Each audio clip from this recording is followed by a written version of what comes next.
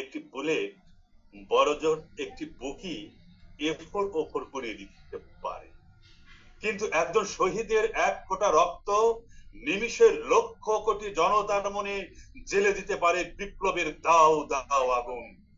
সে আগুনে পুড়ে ছারখার হয়ে যেতে পারে কুচক্রীর নরম ফোমের গদি।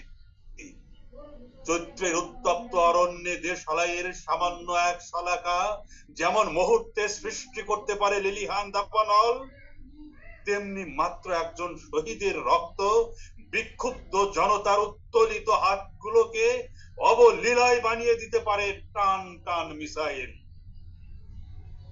ইতিহাস পড়ে পড়ে জেনেছি, একজন সিরাজকে হত্যা করলে সেই তরতাজা রক্ত ভেজা পিচ্ছিল ভূখণ্ড থেকে সময়ের সামান্য ব্যবধানে লেজ তুলে দৌড়ে পালাতে হয় চৌকস খুনিদের। জেনেছি, কেনানের কারাগারে ইউসুফকে বন্দী করলে পরিণামে ফেরাউনকে ইউসুফের হাতেই তুলে দিতে হয় সিংহাসন আর রাজমুকুট। ইতিহাস পড়ে পড়ে জেনেছি, চিরকাল অবশেষে দেশ প্রেমিকরাই জয়ী হয়।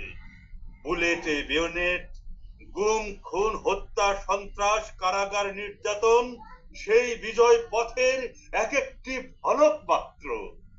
ধন্যবাদ।